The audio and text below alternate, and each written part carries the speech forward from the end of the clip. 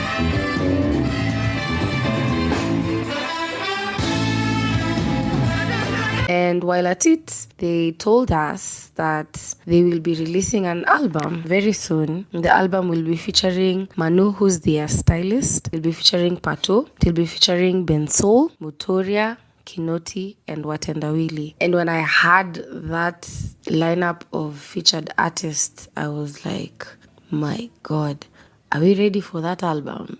You all know anything that has Bensoul, Mutoriah, Kinoti, and Watendawili will be fire. And I cannot wait to listen to it. So that is why I wanted to mention that event. So on Friday, the 30th of June, I attended an event by Afreenation called Volume. It was happening at K1 from 8 p.m. And the lineup was Jerius, Mula, Yaba, and Costa. Before, when was it? I think on Friday, I had said I am taking a break from Kenyan music generally. Hata nilikuwa nimesema siendelee kusikiza playlist zangu za Kenyan music. I wanted by the time Sunday inafika for blankets, it will be like a fresh experience. I'll be like, oh my God, I haven't had this in a while. So I initially did not want to attend this event, the Volume. A friend of mine had asked me to attend. I was like, okay. Since hakuji blankets, wacha tu niende tuone vile hii set itakuwa.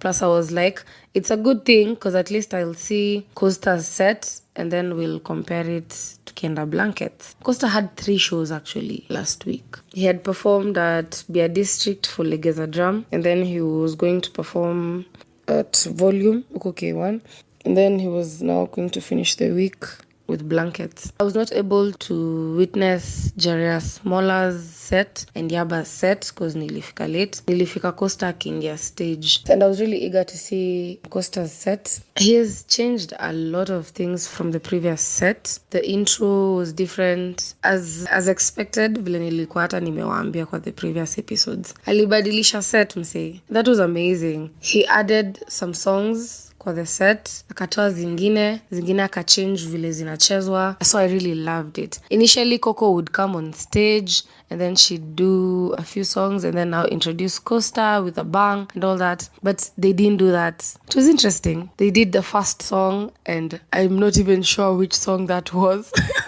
I'm still not sure which song it is. I'll have to go back and revise. I love a challenge.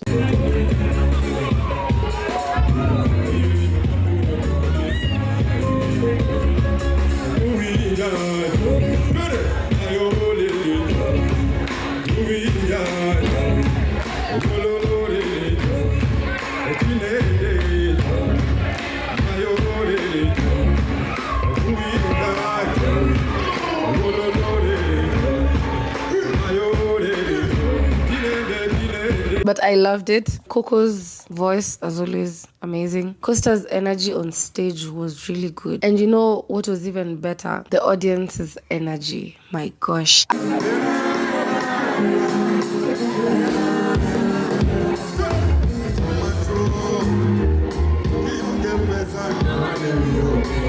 Actually, the next day in the morning, Costa had gone live on IG and he had said that he knows his fans and his fans are very crazy people. And he says they are a reflection of his energy. And it made a lot of sense because I was looking at how people were receiving his energy at K1 and people were giving back the energy that Costa was giving us.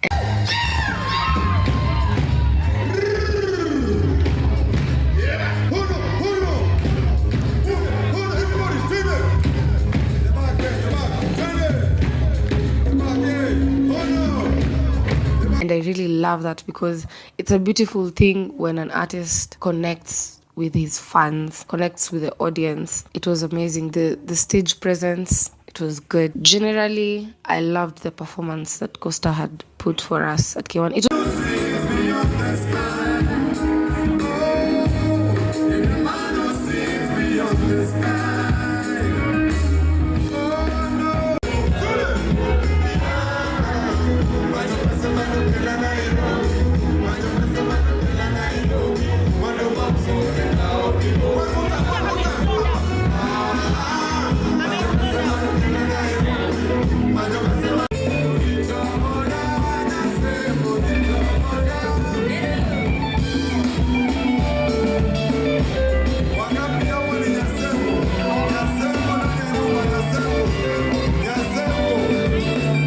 was a bit short, which is understandable because the full performance was going to happen on Sunday. Ilikuwa kionjo poa, acha tu niseme hivyo. Now that we're talking about volume, there's an event that I haven't spoken about that happened sometime back. The Afreenation event where the artists that were playing were Mworia, Marius, Ajuma, Yozowo, and Seroney. I attended this event. It was on a Sunday and I managed to catch most of the performances. I caught Mworia performing. He was joined on stage by two of his friends. I really loved the set. He has a good voice na alikuwa anacheza guitar and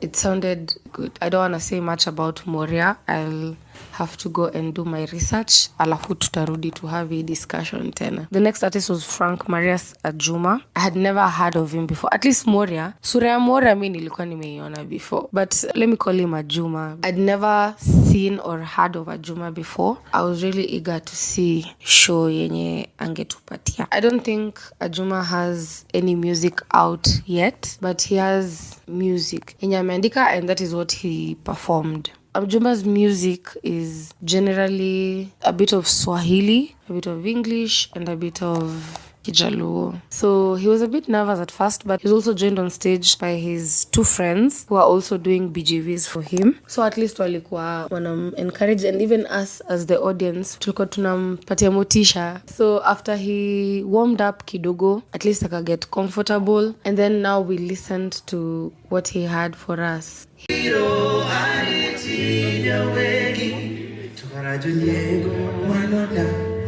Josunga manoda, Joworo manoda, Tokara Diego ya manoda, Josunga manoda, Joworo manoda, Anaheri, Ayawa, Anaheri.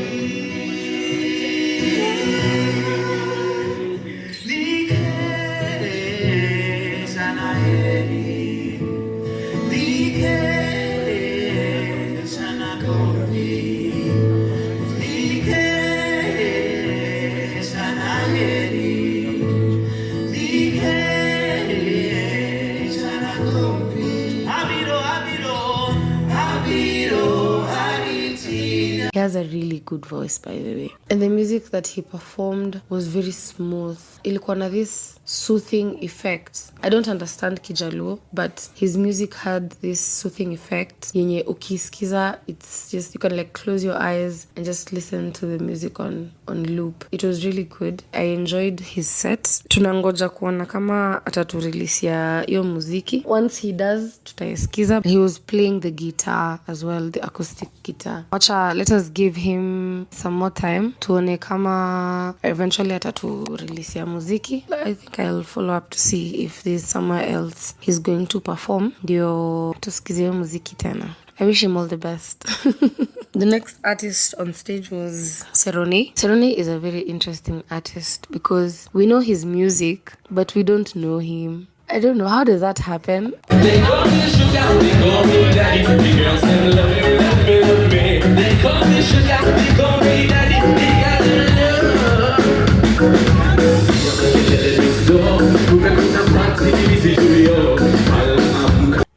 It's common. Actually, it happens to most of the artists. Like, I want to say majority of the people who listen to music would really care less about ni nani anaimba, and they would care more about unajua hii ngoma. And that is the thing with Seroney. Like, we know his music, lakini hatumjui.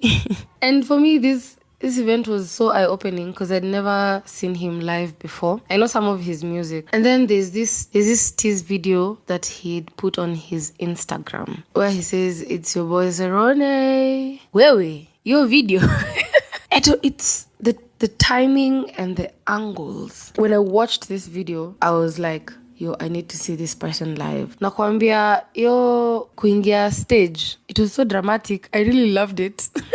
Like when the band was playing and then it was his cue to come on stage, akaingia na energy. Oh my gosh, I was just like, whoa, huyu ni msanii. And then he played music that we know, that we don't know. Did he play unreleased? Anyway, I wouldn't know. I'd listened to some of his music kidogo kabla the show. So I wasn't really singing word for word, but at least I'd listened and they were a bit familiar.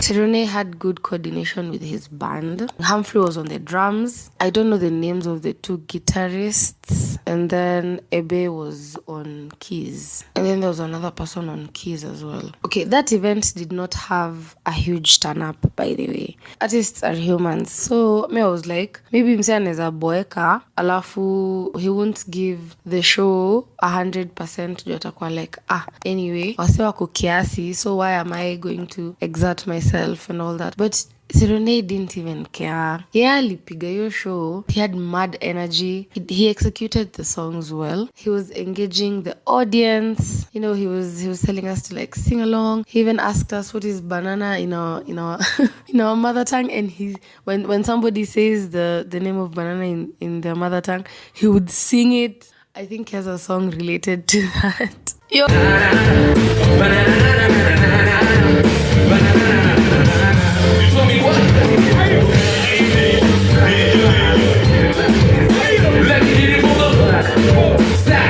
Oh, his lyrics are nasty for some of the songs though. Very explicit content. Nilikuwa nasikia line flani niko, we? Did he just say that? And then his music gives this dancehall vibe. Ni dancehall kabisa. Ile muziki ya break your back and all that. So it's very understandable by the way. But he really executes it well.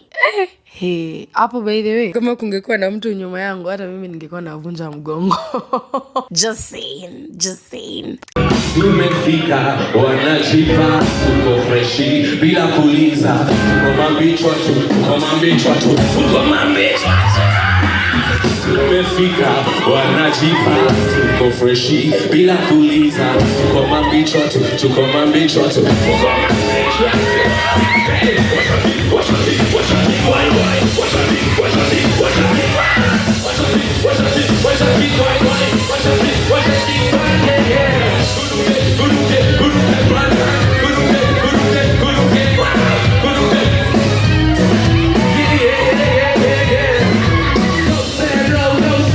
I haven't explored dancehall artists in Kenya. I haven't. It was very interesting to see him play. I hope he'll be playing more often because it was a very good experience. It was very thrilling. Something I like about artists, when artists acknowledge their band, like there's this thing yenye wataenda kwa instrument moja afanye solo, ende kwa instrument ingine afanye solo. I usually like that, by the way. Because inapeana ile vibe ya, yes mimi ndio msanii, yes mimi ndio na perform, but I cannot do this alone. It took a whole team to bring this to life. It's the same way I saw videos of Fenagitu's album launch that was happening. I saw her give flowers to sijui kama ilikuwa manager wake, and I know Fena is a very good live performer. Yet I felt really bad for missing it. That aside, flow from one track to another, oh, it was good. And then he had diehard fans who were singing word for word. Mimi nilikuwa naangalia ma fans niko like, we, hivi ndio ninakaanga nikisikiza mangoma za Bensoul.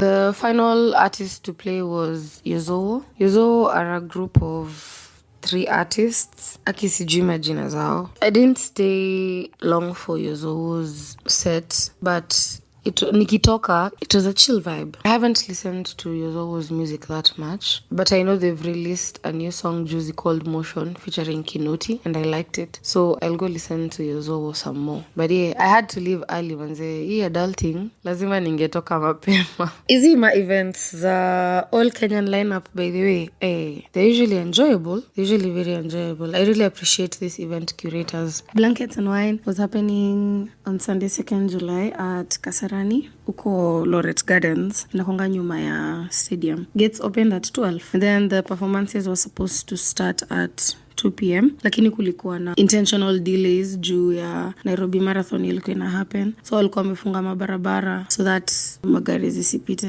It was good that at least they delayed it kidogo so that watu wafike after mabarabara zimefunguliwa, because most of the roads were being opened at 2 p.m. Anyway, there were some DJs who were playing before. An honorable mention to a DJ called Nick the DJ. He plays Kenyan music, the music that we usually listen to. And I discovered him during Afreenation, kwa hiyo event ya Yozowo. He was playing music, and every time you just have to go and ask, uni msanii mgani? Ini ngoma gani? By the time I was arriving, Maya had already started her set. Mimi huyo nikakimbia hadi stage where she was performing. So Maya Amolo is an artist wa R&B. So I remember the last time when we were doing my expectations for this event, I hadn't done a lot of research ya Maya Amolo But I went back to the drawing board when I was doing the whole playlist. Nikaskiza her music, and once she was performing, I really jammed to her music. She had Mali as her BGV, and she was playing with a guitarist, Arthur as the drummer, and somebody who was playing playback. Arthur is the drummer, the movement. Her set included her existing songs from Asali, and she performed Cotton Candy, which was the new track yenye alikuwa amerelease hiyo wiki tu,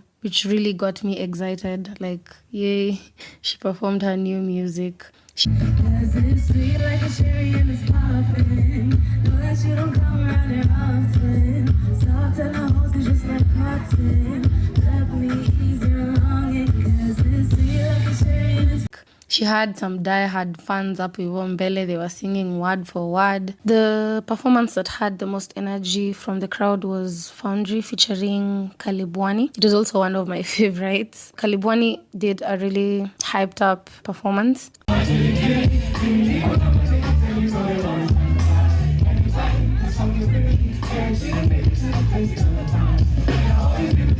Next artist to come on stage was Coster Ojwang. His outfit was really good. I loved it. But the outfit I loved the most was Koko Koseso's outfit.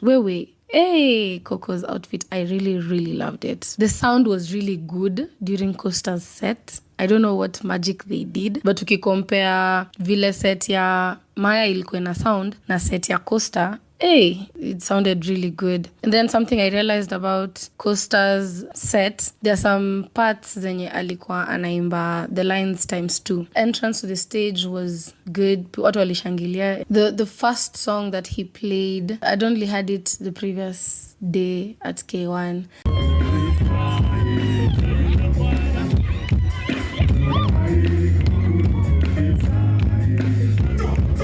And I liked that it is still different. There were changes within the set, which was also good. Now,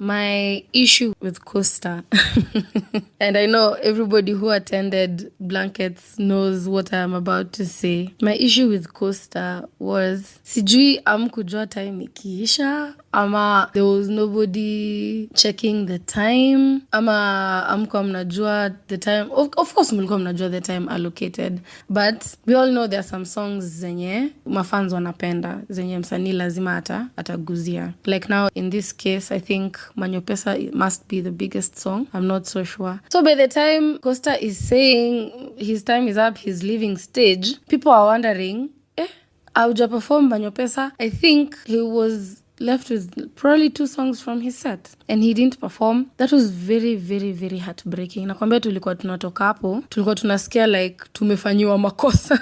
Something wrong was done to us as the fans. Sasa sijui makosa ni ya nani. Sijui kama makosa ni ya hawa watu wa Coster ama makosa ni ya watu wa Blankets. I do not know. Do you imagine Coster put up a really good show. Lakini unaimagine mtu ameput a good show, lakini hapo mwisho ndo sasa kila kitu imeharibika. Because right now if you stop anybody who went to blankets na umuulize show ya Costa ilikuwa aje, hata kuambia it was good and they had fun and it was energetic, they will tell you manze haku perform mangoma 1 2 3. You see, Brandy Maina was the next artist to come on stage. Alikuja na dancers, both male and female dancers, which was really good. I told you guys kwa expectations. Mimi, Brandy has never let me down every time she comes on stage. So she had also playback and live. She was playing with Jukebox band and Jukebox walikuwa huko nyuma. Nakwambia stage ya Blankets inakuanga so high. Sijui mbona hiyo stage ya Blankets inakuanga high hivyo by Somebody tell me why. Somebody tell me why. Brandy performed the normal hits akina kuna kuna. Tumesikia hiyo ngoma sana manzi.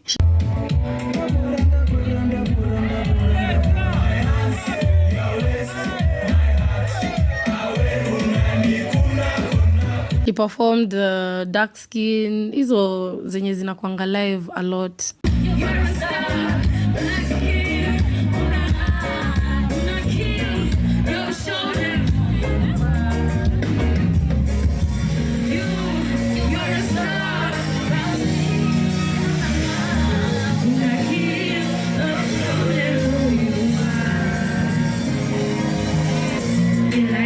It was an energetic set. Yay. The thing yenye I loved kabisa about her set was she gave us unreleased music. I'm not sure if there were two. Juu mimi nilisikia mbili zenye sijaisikia before. Sasa siko sure kama hiyo moja ni inakuanga na ni mimi ndio sijaisikia. But I am 100% sure yenye aliimba ya mwisho ilikuwa unreleased.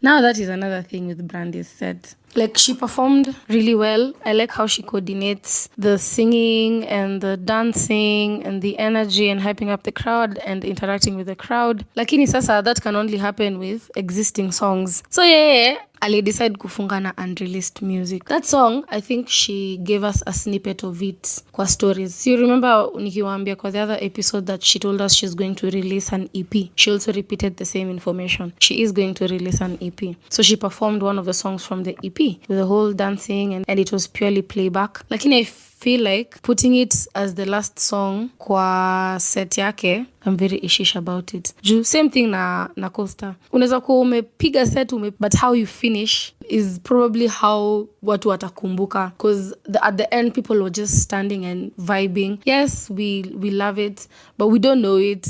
So all we can do is just look at you and listen to it. But generally, she did well. I loved every bit of it. Alituimbia Haya, the one that amefanya na Luchi. I'd never heard it live before. Initially nikiisikia, I didn't like it because of how it starts. But her performing it, I'm like, okay, I'm gonna give this song another chance. And then the dance, it goes so well with the song. I loved that.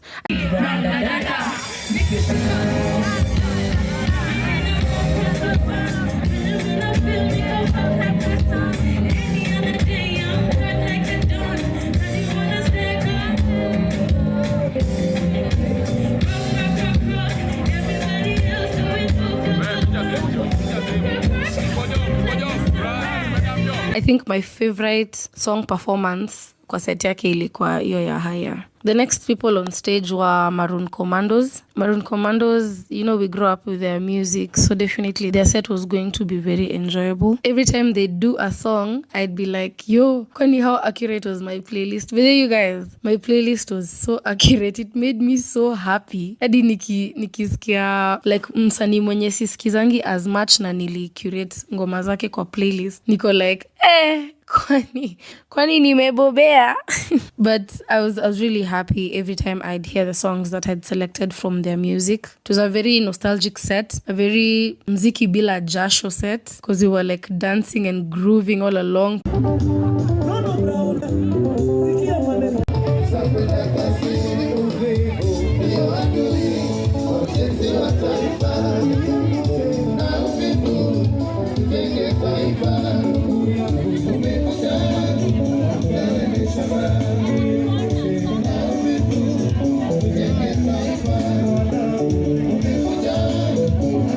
People were loving it. I loved it so much. And I don't have much to say about Maroon Commandos set. The next artist on stage was Mutoriah. I think kwa lineup, Mutoriah was supposed to come before Maroon Commandos. I feel like it was a very good decision to put Maroon Commandos before Mutoriah. Because ile show yenye Mutoriah ni kama alikuwa ametupangia wewe. Mutoriah decided to arrive at the stage on a hoverboard. Ilikuwa hoverboard. I think ni hoverboard. And then the song that was playing in the background was Masai Power Trap. I hope it was. Isikuwe ninawa feed up a wrong information.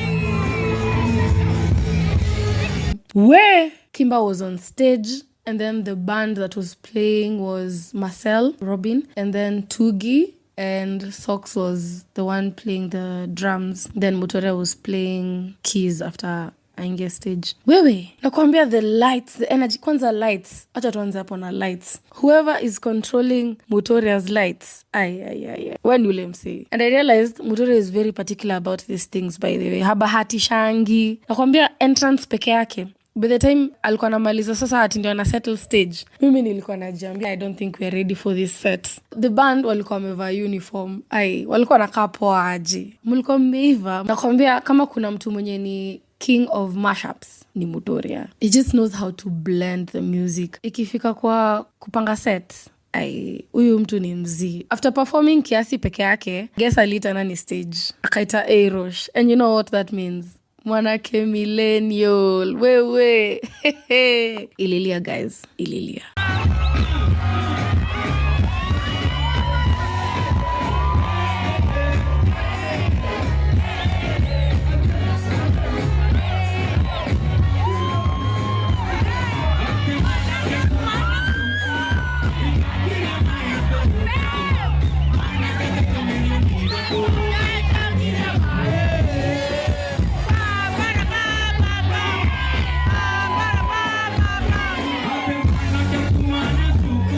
Waligonga yo Mwanake millennial. And then when they were performing Mwanake millennial, I was like, hey, Mungu wangu, si wa perform to Coffee and Bread. Because I was like, I came to realize, I don't think nimesikia Coffee and Bread live wakiwa pamoja on stage. If they have, maybe nimesahau. But I was just hoping. I told my friends, hey, you guys, I hope he plays Coffee and Bread. Let us hold that thought. Charisma akakuja akapanda stage. And then they did this whole dancehall set.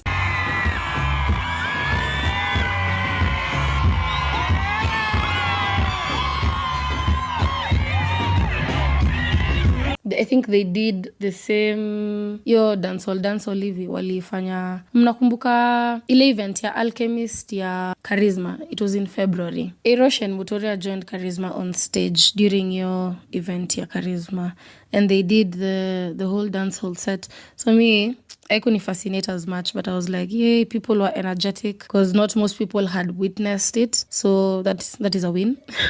Alafu ilifika point wakiperform one of the songs of Happiness. There was this lady, I'm not sure kama ni Tiwa Shira, I don't want to say the wrong names, I hope it's her. Alikuwa na blow like bubbles on stage and it was creating the whole aura.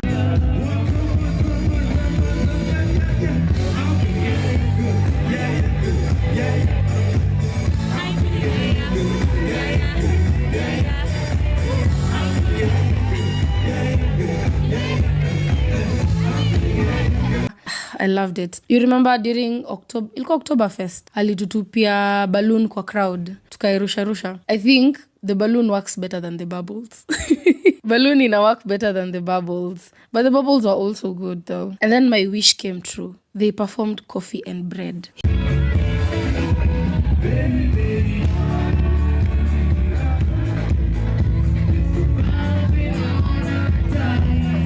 Your arrangement ya Coffee and Bread, it's still ringing in my head. Yani nilikuwa tu nimesimama hivi naangalia niko like, are we actually experiencing this right now? Robin aligonga yo kitu.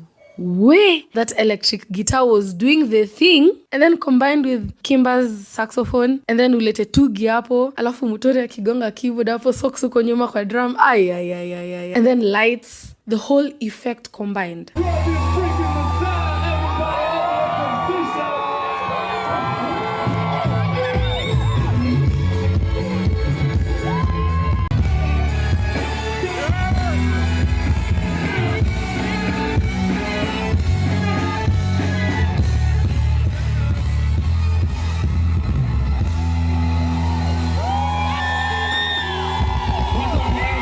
That is one of the best moments for me at Blankets. Hadi sahi nikiongea nina feel chills in my body because I can still hear it. That was very sensational. Akaita Billy Black on stage. So see, I told you guys about Mutoriah's EP, Pressure. So there's one song called Sour. Na amefeature Billy Black. Mi hata sikuwa najua Billy Black alikuwa nakaaje.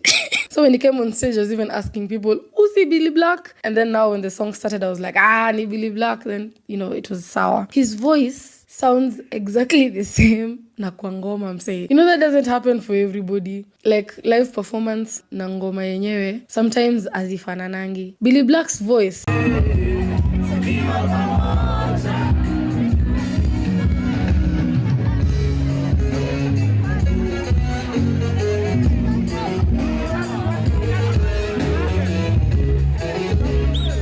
It was nice to call one of the artists when amefeature kwa EP yake ama kwa muziki. I usually like it when collaborations are performed as they are, like calling the artist on stage and performing that song. I really appreciate the fact that Mutoriah took his time to ask those artists to come on stage, especially Billy Black na Ayrosh. He performed the other songs, akina Love Song.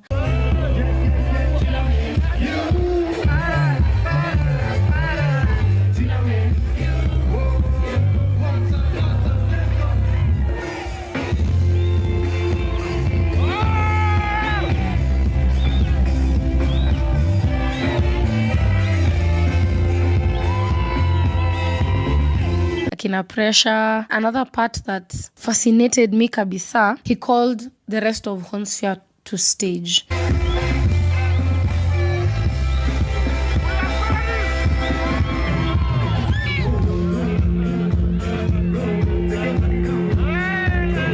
Because initially ilikuwa Kimba alikuwa solo stage. The other members of Hornsphere wakakuja, Kingori, Danso na Babu. They were performing Vibration ya Mutoriah. Tell me how walifanya mashup na Sherehe. Sherehe ni ngoma ya Hornsphere from their EP, actually called Sherehe. And then I was like, are you guys hearing that?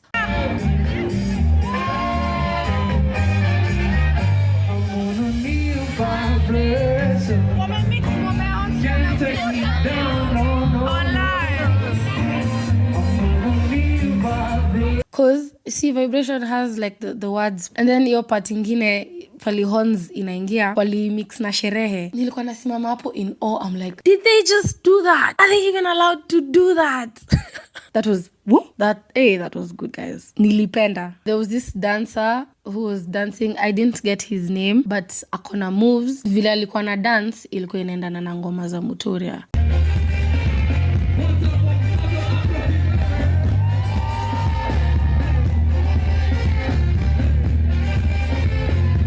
I don't know how they did it, but ilikuwa inaingiana. The vibe was the same. They did I Want, of course. Lakini niwaulize, Usiniringie ilikuwa kwa set? I don't think alicheza Usiniringie. Because me was expecting, Usiniringie the remix ilitokea juzi. Ama aliperform na mimi sikuona. Ebu you guys tell me, ebu mnikumbushe isikuwe nasema kitu yenye haikufanyika. I don't think he performed Usiniringie. Ingekuwa poa kama angeperform because pia nayo hiyo gonga, but ni sawa. So Mutoriah, I really enjoyed your set.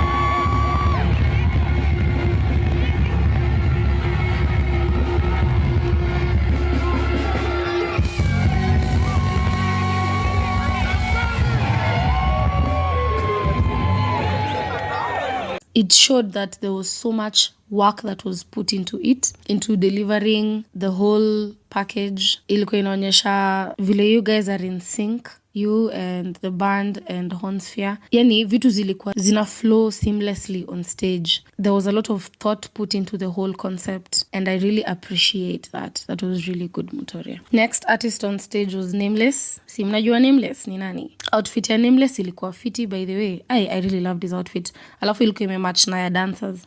The way he was incorporating singing and dancing was really good.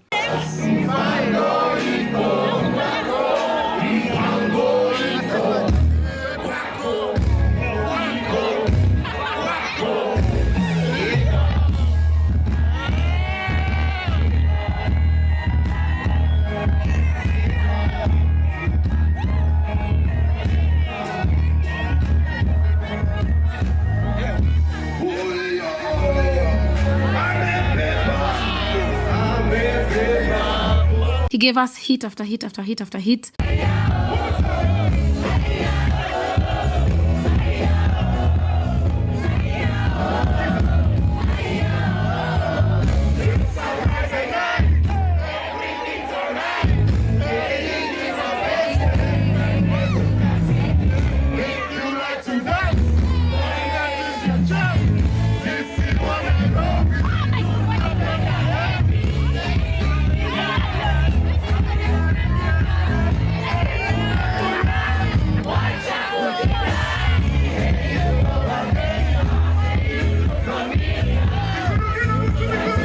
It was so nostalgic. Aliita hadi Mr. Lenny on stage.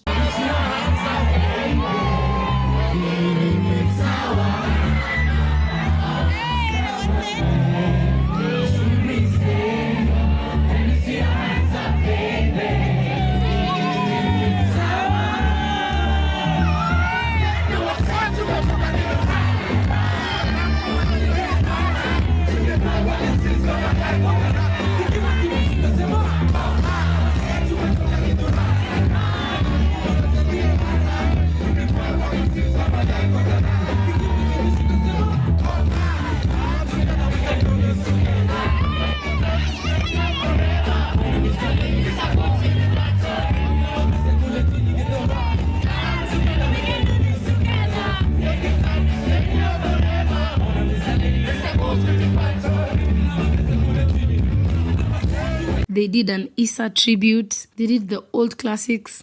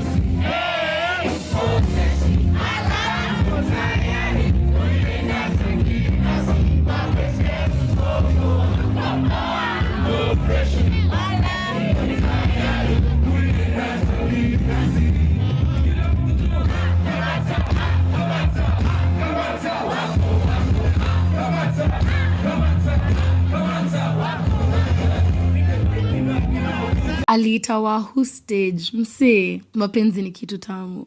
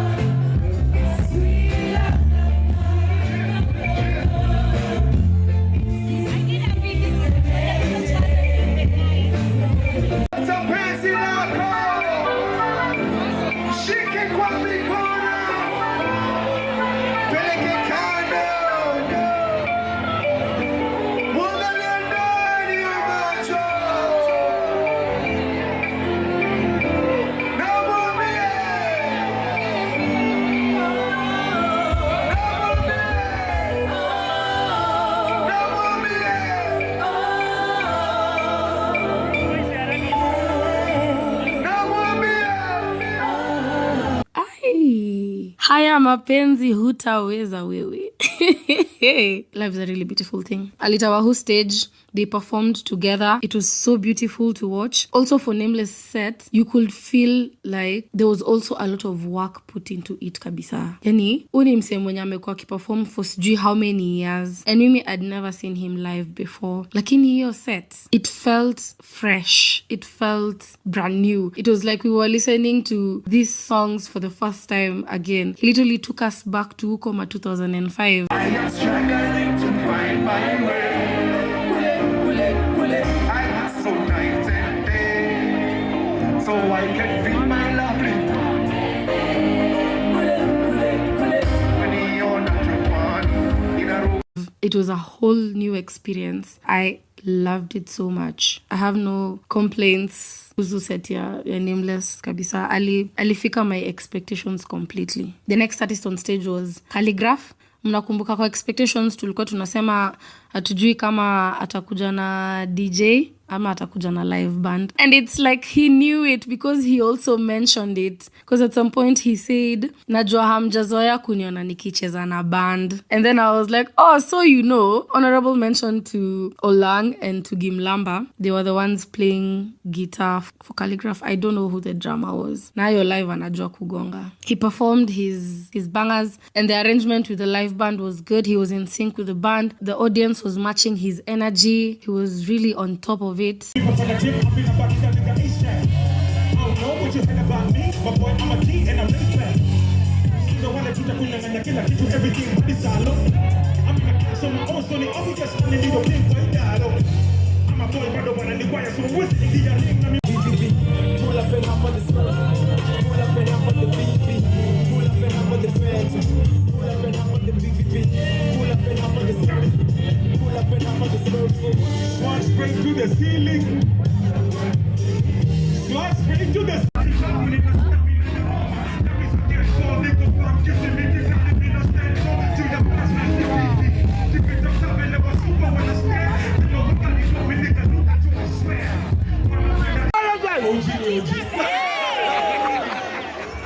yeah. Yeah.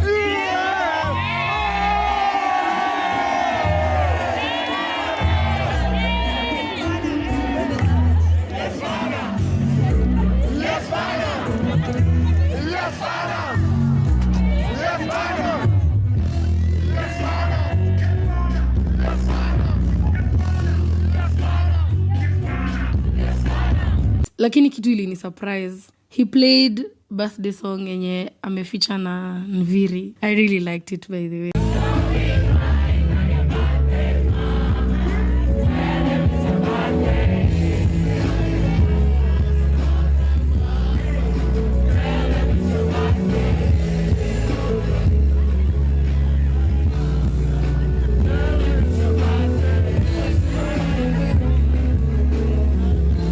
I have nothing much to say about Khaligraph kusema ukweli. I have no complaints. Ani, everything he was doing was so new to me. Adi, I have nothing to compare it with. Okay, I have something to compare it with. So nakumbuka nikiwaambia nilimwona akicheza Kasarani lakini alikuwa anacheza na DJ. Khaligraph should play more often with a live band because me I really enjoyed it. Na hata nilikuwa nishawa show. Huyo msee ni OG ya ukweli. So, the last artist to come on stage was Bensoul. Bensoul's outfit. Kuna mtu ameniambia DM anakaa kama avocado. Kama anakaa kama avocado, anakaa kama avocado imeiva. His outfit, the details. My God. His hair, the shoes, pants, the coat. His outfit did the thing. The visuals kwa screen akiperform na the lights coordination, I also appreciate that. But mwenye anafanya screen na lights za Mutoriah na Bensoul, they know what they're doing. Wanajua kenye wanafanya. Aliingia na intro, Dreams, ile yenye amefanya na wanavokali.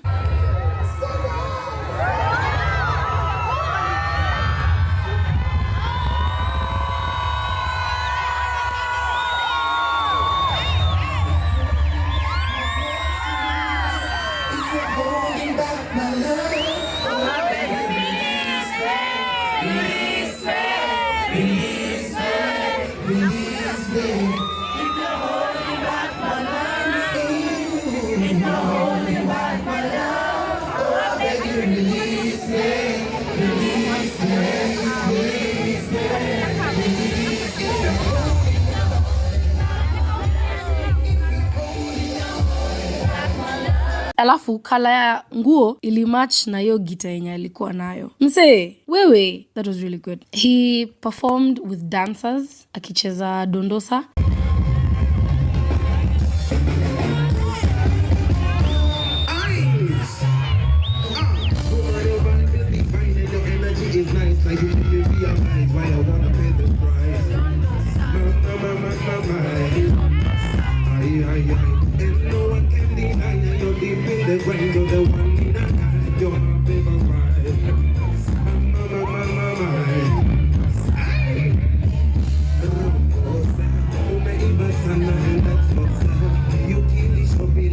I think this was the first time we were experiencing Dondosa live. Ama nyinyi mmaisikia Dondosa live? Because kwa the album launch, I remember being disappointed that he didn't perform Dondosa. So, this was the first time we were experiencing Dondosa live. Na alifanya na dancers. Have I mentioned the band? So, the band ni jukebox made up of Musalia, MJ on the drums, and Gavi on the keys. Kwa stage, at this point, ni Bensoul mwenyewe. Kuna dancers wawili. And then, uko nyuma sasa ni band at this point. He performed Pedi, which is obviously an old classic. He performed My Boo. My Boo is one of the really good songs, by the way. Yenye amefeature Savara na Polycarp. Alafu si you know pali kuna Polycarp, kuna ile part inakuanga na guitar. So you expect that. Ngoja, kwa band sija mention Ice. Karibu nisahau Ice bana. Ice pia alikuwa anacheza na jukebox. Ni vile he's not part of jukebox, but ya ucheza na jukebox. Nimekumbuka juu ya hiyo part ya kucheza yenye Polycarp anachezanga. Because Ice is the one who does that solo. And he delivered kabisa. Ice is very talented. Umse ni mnoma. So, time ya My Boo ikafika, Gavi akakuja mbele. The instrument he was playing ni guitar. So, ni ile stuff yenye Mutoriah ucheza, keys zenye zinakaa kama guitar. Gavi akaamua, hii show si ya Suda anymore. Hii show ni yangu.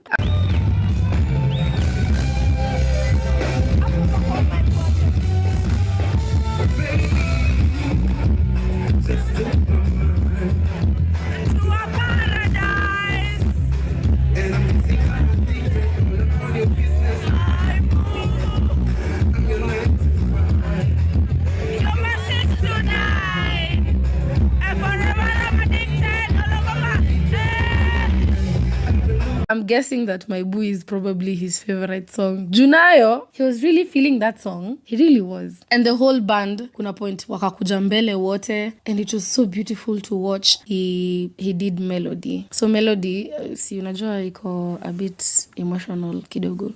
So kumetulia. And then lights are doing the thing. I feel like it was blue.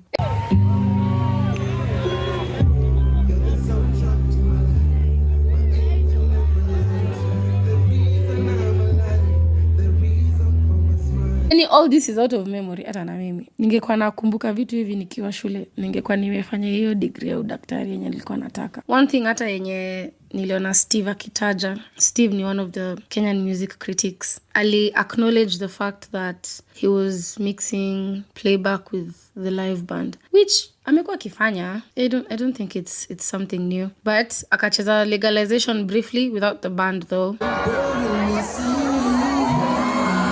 Tukikaribia tunaimba national anthem.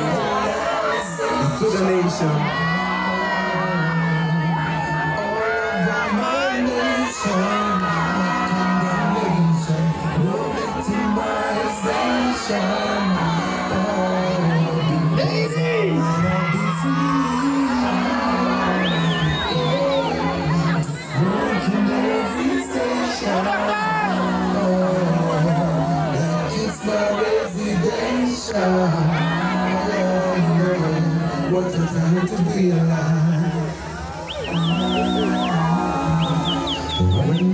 And then akiendelea na legalization, artists wa Raw walikuwa sasa ndo wanataka kuja stage. See, I think people at this point are saying Raw should be the national anthem.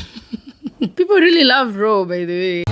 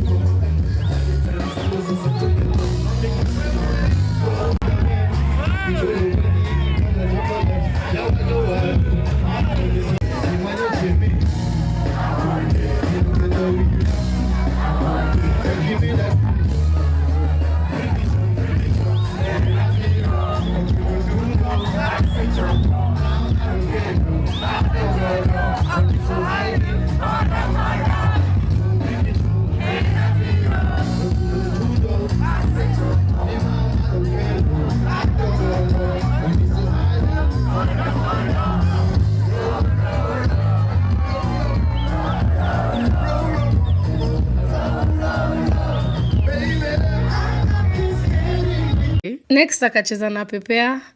Beautiful.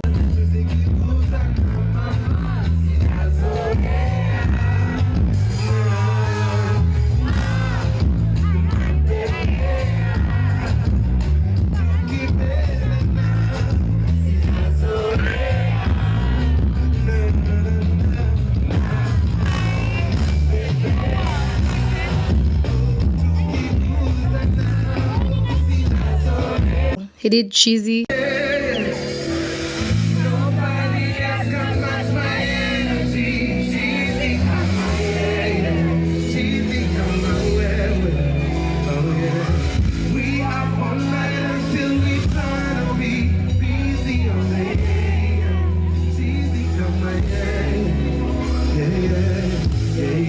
He did Mida ya 420. Mida ya 420 si mnajua lazima Hornsphere wataficha.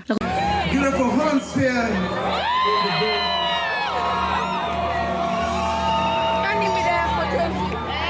Mida ya 420. Mida ya 420 guys.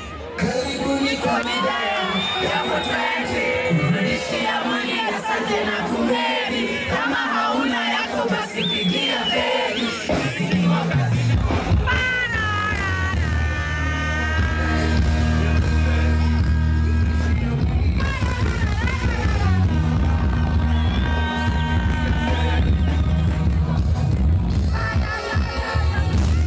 nakwambia intro ya hizi mangoma they're usually really good. Wanakwanga wameipika vizuri, waliitwanga kama kawaida. Kuna transition ilinipata off guard, the way they moved from Midea 420 to Nairobi. Nilibaki nimeshanga tu, niko like what just happened.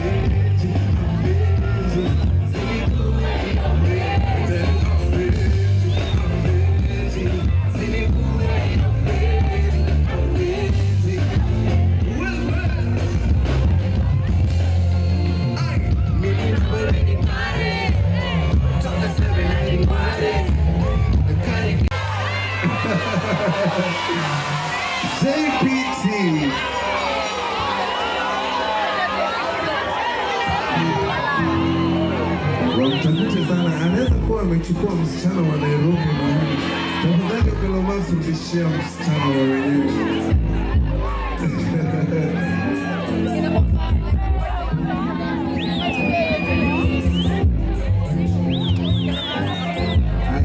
Haya. Gabi ni kuwa.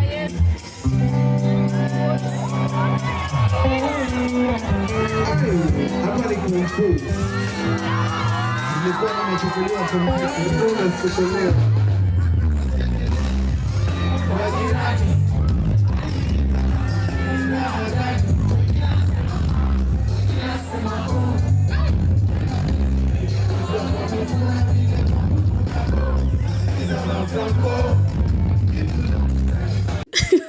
So, a general overview of this event. Blankets is really very enjoyable. The whole experience, the artists, the food, the people were so beautiful. Alafu the whole of Nairobi was there, which is normal. I had so much fun. And it is safe to say that my expectations were fully met for each and every one of these artists, and I really enjoyed it. Ni hayo tu kwa sasa. Thank you so much for reaching this far. Umefika hadi mwisho kabisa. Wewe ni ule msema nzee, unanisupport ile mbaya. So I really appreciate you. I really wanted to include the International Reggae Day within this episode, but ingekuwa too long, so I think I'll do a separate episode discussing what happened on that day. It was on the 1st of July. But otherwise, it's been me, your host, Abigail Diana. Turus!